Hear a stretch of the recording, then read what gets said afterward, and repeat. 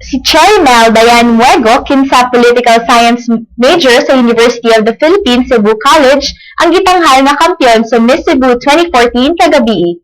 Ani ang report gikan ni Jean Mondoñedo Inot.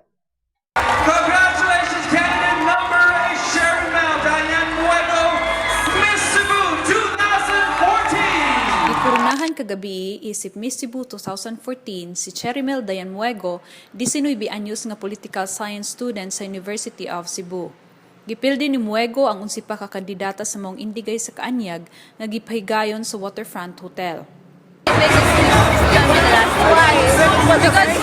for me, my end goal, the end goal of my career is Miss Cebu. Miss Cebu is really a dream for me. I've always watched Miss Cebu from the past years. I have been inspired by the ladies, the winners, because they're not just beautiful, but they have also passion for social change.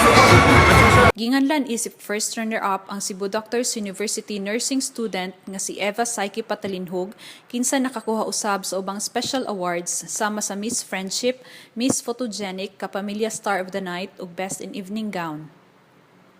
Ang ubang mananaog mao sila Hannah Marie Gore isip second runner-up, Grace Ann Marie Yap third runner-up ug Crystal Star Abirasturi fourth runner-up.